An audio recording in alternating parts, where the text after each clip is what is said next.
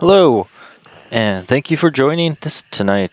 Tonight, I am going to be going over the OneVinn IPU application that was just recently released.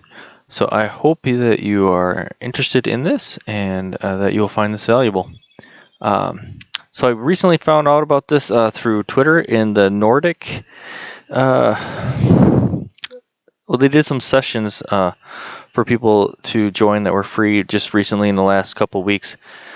And Johan and Jorgen from OneVinn had just released this new product.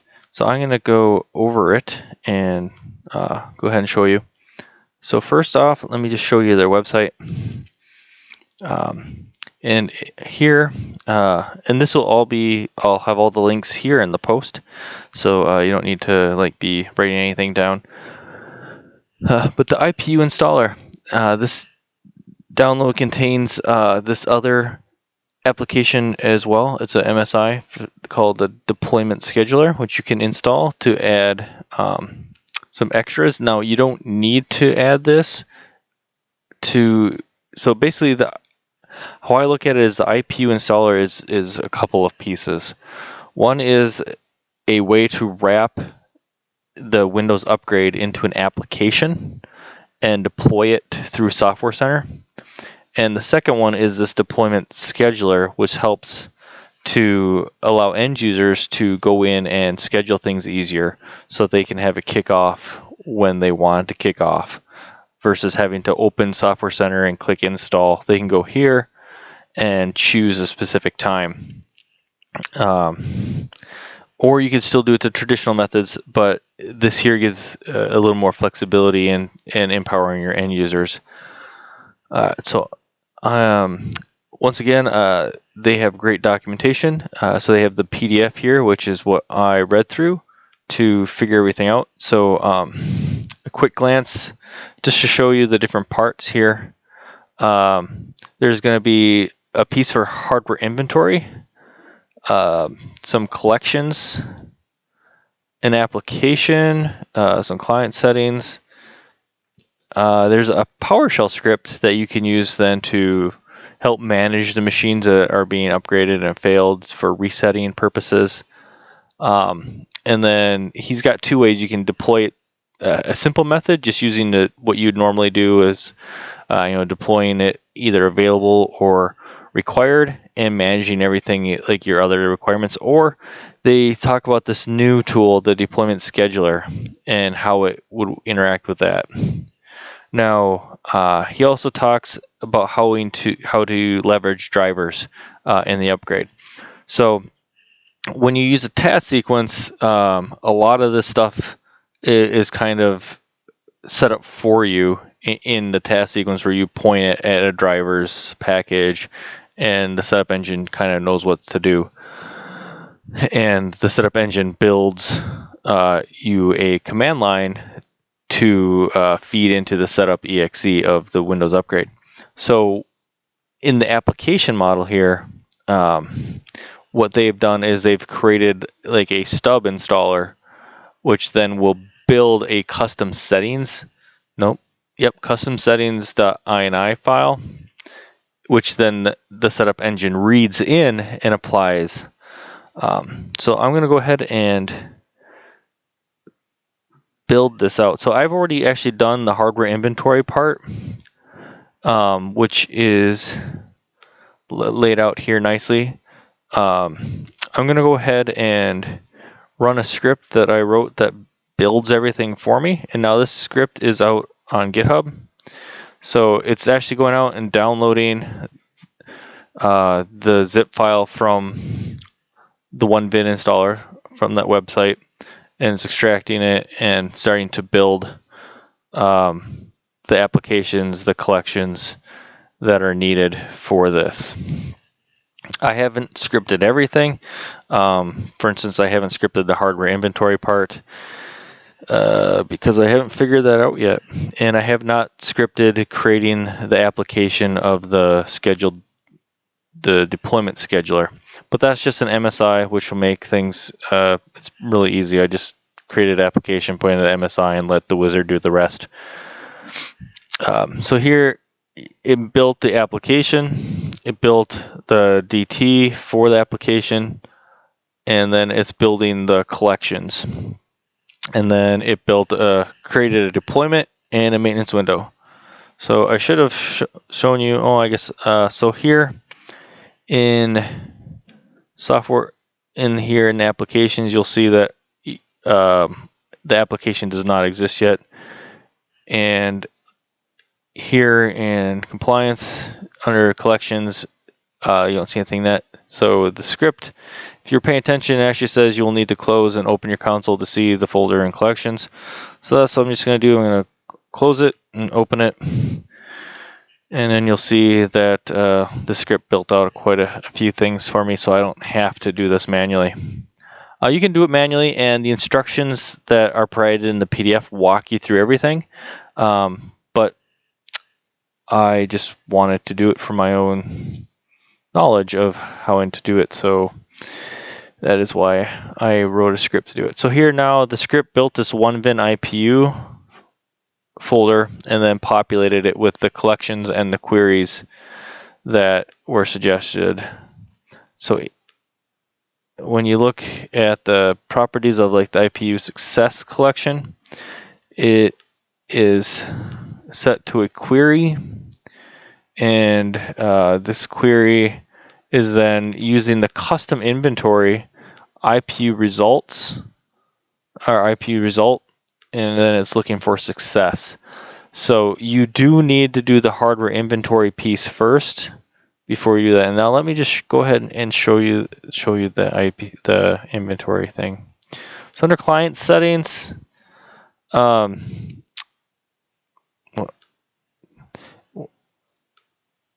went ahead and added it into here.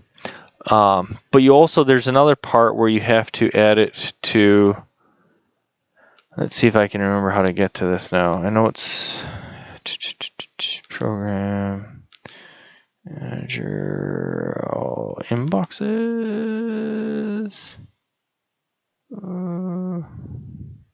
I'm probably gonna have to look at the docs to find this, because I don't remember offhand. Cool file. I feel like this is it. I was right. Yes. All right. So this file here, the configuration.mof, there's a section that is provided in the docs that you need to add, and that section is right here. So I went ahead and I added this already. I just copied it from what was provided, and let me just show you that. So the application I just ran went ahead and extracted the OneVinn. So here we've got OneVinn, and we have the application extract. So here in the download, you would just copy this content and paste it into the one on your server. And then once you close it, it will suck this in and have that. And then the second part of it is this sms.mof. Now, I do have better screenshots and images on the post that will go through this as well. But so once you're in here, hardware inventory, you set your classes, you click import, and then at this point, you go into hardware inventory, your SMS.mof, and I'm going to get an error because I've already imported them. As you can see, their identical class already exists. So let me go ahead and show you what it was I imported. Let's see here. Here it is. The IPU request. And now if you have played with setup diag in the past, you will recognize these keys as the keys that are created from setup diag. So the OneVinn utility that is launching things is basically able then to collect and redirect the setup diag information so that it can inventory it to know if it was successful, if there's errors, and then provide additional information about the errors. We actually do this through our task sequence. Success or failure, we always run setup diag, and then we capture that information during our in-place upgrades so that we can, and we have reports, because we do the same thing. We collect it, pull it into hardware inventory, and then we have reports that will then show you the things that have failed or success. It's a really nice tool that provides a lot of information. Anyway, if you're interested, I would say just go look at Setup Diag, and you can look at some of the docs I've already written that go over that. All right, but so once you have this done, and you can see that the collections that were created require that hardware inventory for being there. So it's gone ahead and created 4 collections that have the limiting collection of all workstations, and then there's this collection here of machines that are limited to lower than 20H2, and they're actually also excluding machines that have failed or pending or success. So that way, if there's success, they don't need to have the upgrade available anymore. If they have a pending reboot, more than likely what will happen then is they will restart, and after that it will update the inventory to success, and you don't have to worry about it. Otherwise, machines that have failed, you don't necessarily want the user to keep retrying, so that's why they're excluded. So you would want to monitor the IPU failed collection for computers to then go and remediate, find the issues. And I just left the default of 7 days. You would probably want to bump this to like every 1 day. And you can change the script to do that, or you can just come in here afterwards. So I'm going to add a couple resources here for our testing, and hopefully they come in quick enough and get the source. I have a good demo here for you. And all right, and we are going to update that and refresh. All right, we're just gonna let that sit and churn for a minute. In the meantime, let's go look at the application that it built. All right, application. So the application that I built for it was Windows 10 20H2 upgrade. And you can see that I just literally built it based upon the date and timestamp, and it's already been distributed. So let's go ahead and look at this, and hopefully I didn't miss something on the script. So the script builds it. I'm putting publisher in here of OneVinn. I should change this to Microsoft, because technically the publisher of the upgrade is Microsoft, but I will then put in here somewhere else OneVinn for fun. Software Center, it actually downloads this icon from the internet and puts it here, and then it fills out this information. Now, this was something I missed when I first was trying to put it together. You do need to make this user category, and the script does this for you, but otherwise you'd have to do this manually. And this is how their deployment scheduler tool knows to do something special with this application. All right, we're going to go ahead and look at the DT. That was the deployment type that was created for it. And then we are actually going to copy that so we can go look at that. So the program, it's simple. It's just the exe that is provided by the OneVinn tool. The deployment method is actually a PowerShell script, which is also provided by them. So let me go show you where that was. And I probably closed it. Sources, apps, OneVinn. All right, so this is all the stuff that was in the zip file that was provided. So in here is a discovery method. And so this was provided, and I basically just had it copy this right into the detection method. So then for the next upgrade, you want to go through and update this to the next build number. All right, so that's the detection method. User experience, install for system, whether or not. I didn't put any requirements on it, but you definitely could. But yeah, let's go look at the content.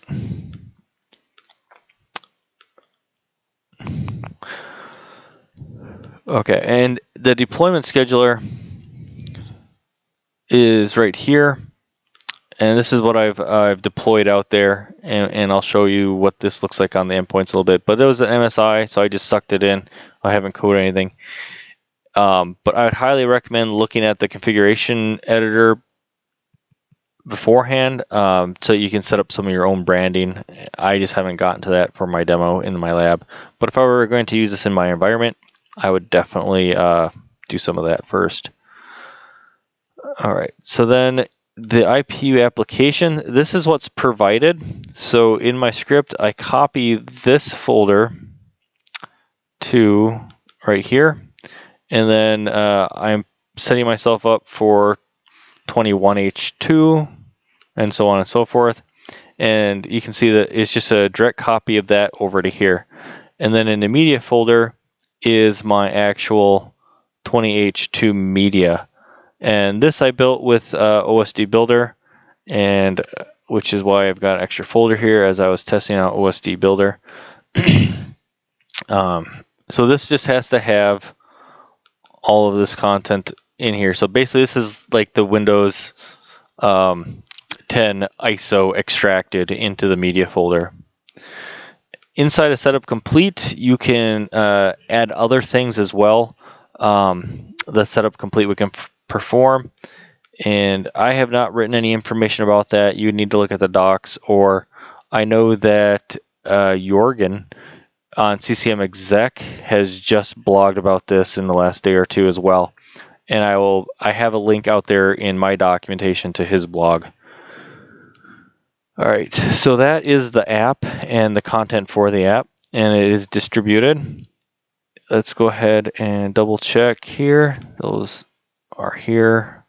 All right, I'm going to go ahead and push some policy. Now, I doubt that those machines will have it this quickly, but I need to switch over now to my Hyper-V host. So just give me a second here. Okay, so now on the Hyper-V host, Recast 05 was one of the machines that I had deployed it to. So first we're going to open up the Software Center, the good old familiar Software Center, and we will see how this is looking here. All right, we got an upgrade, or update. Come on, application. So it's not here yet. I'm going to go ahead and sync. And over here, I'm going to clear this out. I don't care about activation. All right. Now, because you're not using a task sequence, you might have to do some other customizations. Now, you can leverage the Setup Complete, which would be part of the app itself that I just showed you in that Setup Complete folder. You could add additional scripts, or you could leverage the custom action scripts that get called throughout the Windows upgrade process, which is what I've been starting to do for servicing. Now, because this isn't a task sequence, you won't have all the benefits of a task sequence for doing additional scripting before and after the upgrade. Custom action scripts kind of help alleviate some of that pain by running scripts throughout the different parts of the setup engine. So I've already created a package or an application here that pulls down several scripts that allows me to do customizations during an in-place upgrade when I'm not using a task sequence, like when I'm using servicing. But since it's all running Windows 10 setup engine, this exact same process will work with the OneVinn tool. So now that I've installed this, which is installed my scripts and staged my background, so that way after the upgrade is done, instead of going back to the default Windows wallpaper and back lock screen and stuff like that, it'll save and reapply the stuff using those scripts. Now let's look back here again. Oh, there it is. Whew. All right, so we've got the OneVinn published by OneVinn, which I did tell it to change to Microsoft, so I guess policy isn't that fresh. And it's got my deadline here for Christmas of 2021. Merry Christmas. But let me go ahead and launch the OneVinn tool. Oh, I put it in my start menu just because I don't like having to scroll. And I can read. All right, OneVinn deployment scheduler. All right, so at this point, this looks a lot like Software Center, which is a nice thing that your users will be used to it. One thing about this is that it will stay on top of anything else that is launched. So you launch something else and it doesn't really matter. This will stay on top of it the entire time, which is kind of a nuisance at times, but cool anyway. So once you're in here, it works similar to Software Center where you can kick off things. Please install Windows updates. And see, you can actually go ahead and schedule Windows updates, or you can schedule any of the applications. So I could go in here and say, I want this to install on the 26th at 10 p.m., hit save. And now this application has been scheduled and it will actually install at this time. I've tested this capability out and confirmed that it will install when it says it installs. So one thing you will notice though is that the OneVinn, or the actual the Windows 10 upgrade that is in my Software Center over here is not showing up over here. Now there's a reason for that, is because it was tagged with that IPUApplication category, which means that the deployment scheduler sees that and doesn't stick it into the normal required apps or available depending on the deployment, and it builds a separate special tab for the upgrade with additional information. However, it hasn't cached yet. So what it's doing is, this is kind of a nice safeguard, because if the upgrade hasn't downloaded yet, it won't show up here. So for instance, this deployment, now I'd have to double check this, but I'm assuming the theory behind it is you could actually make this deployment hidden so that it wouldn't show up in Software Center at all.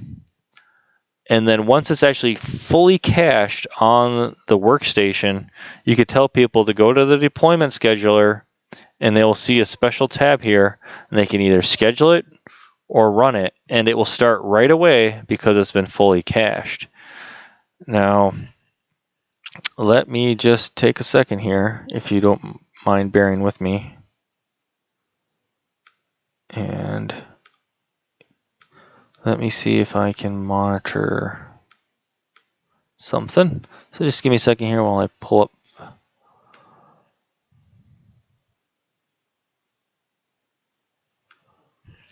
I wasn't sure how long this was going to take for it to cache, so I didn't prepare this pot, so just bear with me here.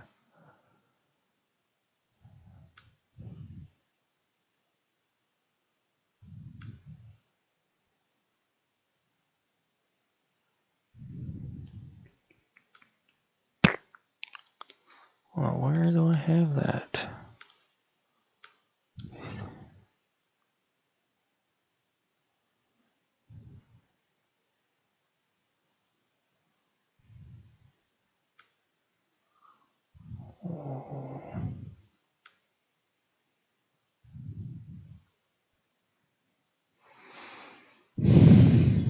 This is always the problem of doing live demos. I'm looking for something that I can't find.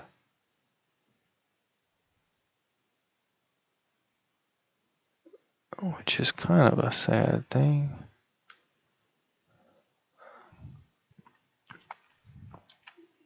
It doesn't. Oh, I know where it is. Just remembered. Apps 2 point. Okay. Copy. Go over here. Okay.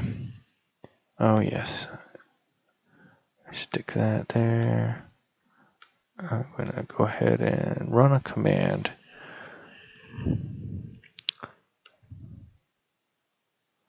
Oh, and does not appear to actually be downloading at the moment either. So that's kind of a bummer. So I might not get to demo this one function, or I'll have to do a separate video later. I should have had one computer queued up, but I wanted a demo creating the applications and everything. And it's kind of hard to queue up an install of an application that's not in your config manager. So let me go ahead and see if I can get this downloading here. Install. Downloading. Okay. But so it is a required deployment, so it should have triggered the download, and I'm sure it will. It just takes some time for policy to get straightened out. I had to leave it for like half the day for it to actually work earlier when I was doing this. Even now, it's coming down at a decent rate.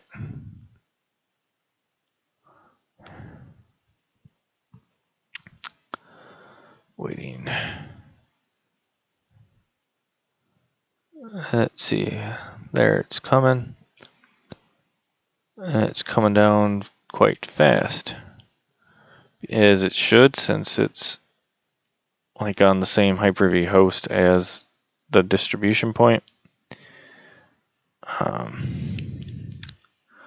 I am a bit shocked that nothing's coming from branch cache, though.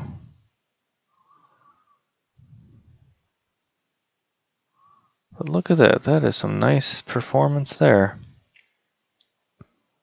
Oh, now it's kicking over to branch cache. Oh, I bet it was because I just built the application. It probably hadn't created the branch cache information on the DP for it to actually understand that. Well, anyway, it's just because it's so new. But it's going. And let's go ahead then and see here. Let's close this. Let's see if I relaunch it. If we get anything better here. Oh, not quite yet.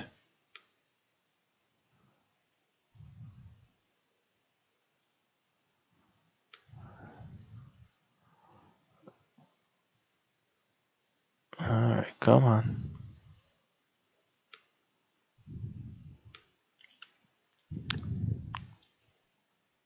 Nope. Alright.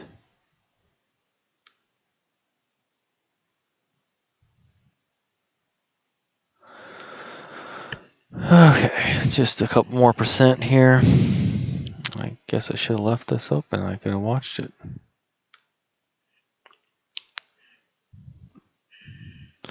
I wonder if it's hashing right now. Nope, there it goes. Let's see if this is now gonna see that. It's not. That's okay. I've got a screenshot of what it looks like in the docs. But so it got to this point, it's installing.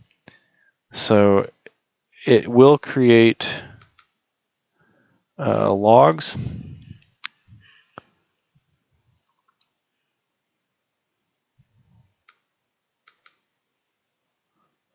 So in here, there's a nice little toast notification about the install process here. Now, oh, that's the wrong one. IPU log and CM trace log. All right, so when it starts, it does a check for free space, and then it also checks your battery status. It does a check to see if there's drivers located on the machine, and if there are drivers in a specific location, it will update the setup custom or the setup config, the INI file, so that it will leverage those. So let me go ahead and open this for you. All right, so we went ahead and it added the BitLocker always suspend, and then went ahead and built out the different settings that would apply to the setup.exe, including the setup complete and the error handling, so it would know what to do. So for fun, let's just go ahead and look at those files so you can see what they're doing. Setup complete is just running this run silent command, which will then trigger, and I'm guessing that the error handling is doing something very similar. It's just running it from the other directory. And so once you read the docs, it will explain more of what that is doing. And then it's also post rollback context system. This is so after rollback, it does it in the system context versus the user context. But then there's lots of other things that you could have added to the setup config as well. But this is nice. It builds it all for you. And then if you're leveraging custom settings, you can do a whole lot to customize this. So in the custom settings, this is the one thing that I've added in the custom settings where it's monitoring the upgrade percent, because Software Center doesn't do that for you. Let's see if the OneVinn tool is showing this yet.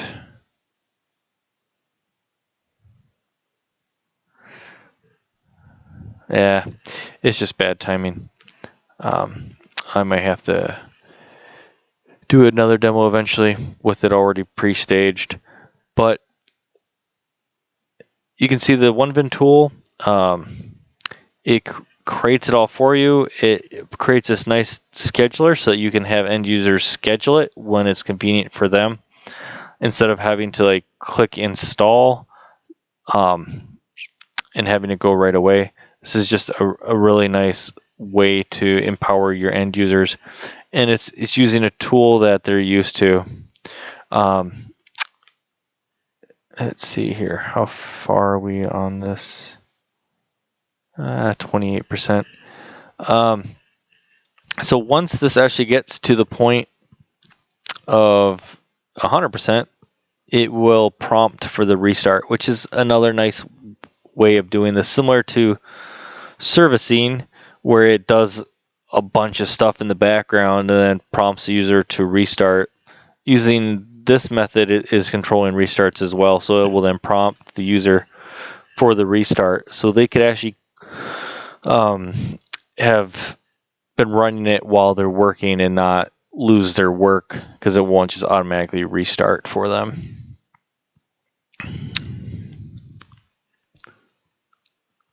All right. Let's see. Let's just, for fun, check out the other machine here. See if that tool comes up.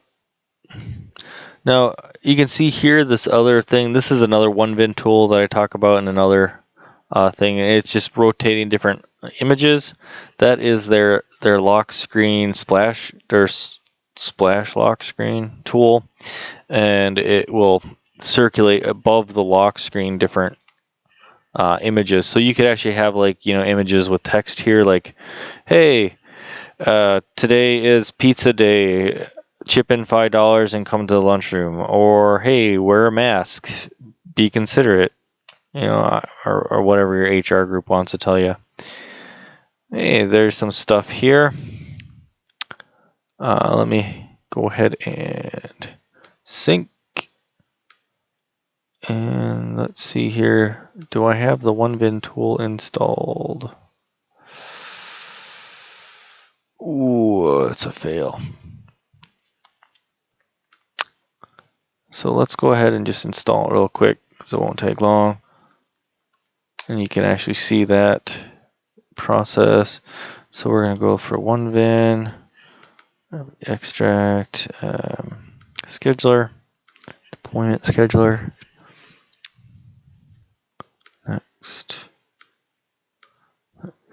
Next, install. So you can see there's not a whole lot of options, which is why making an application for it is very simple.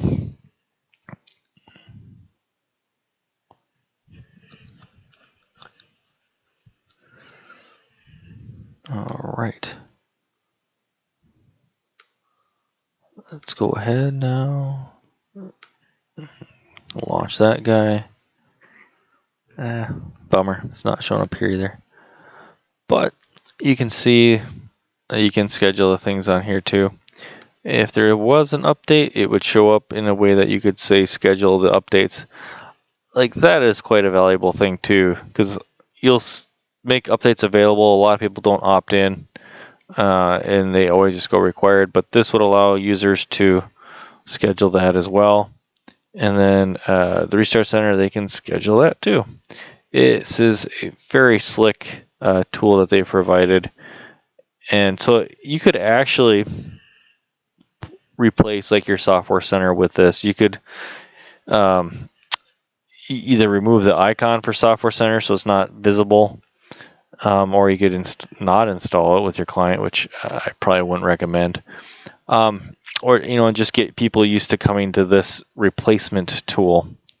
Now, I'm assuming with the other customization tool, you could, you know, change this up so it doesn't raise any alarms with your normal user base that they're like, what's this OneVinn thing?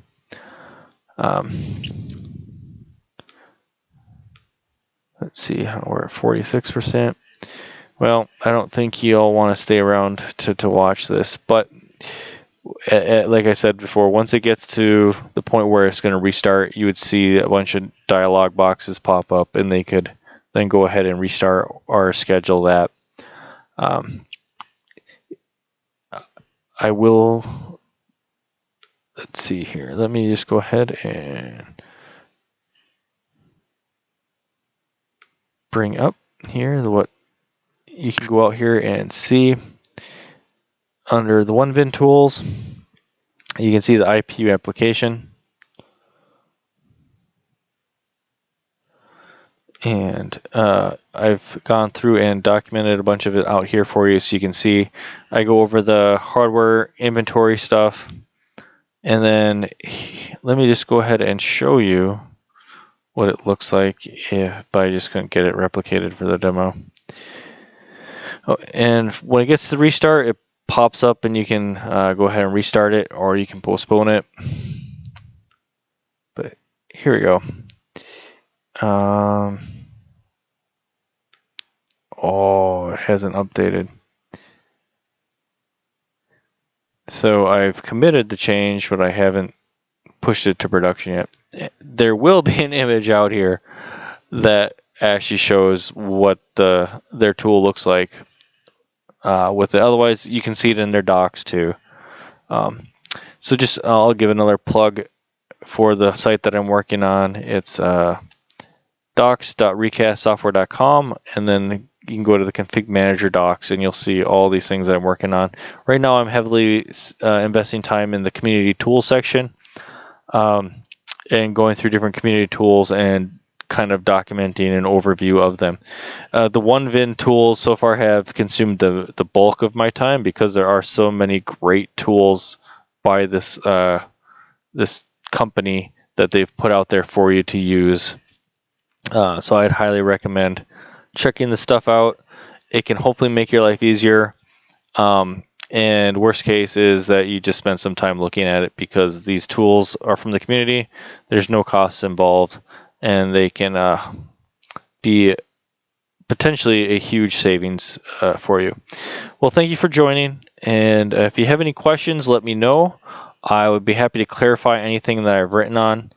And if you otherwise, if you have questions specifically on some of these tools, you can definitely reach out to the people who've created them. And we're going to have several webinars over the next month that will have quite a few of these people that have made some of these tools coming on and going even deeper than I did.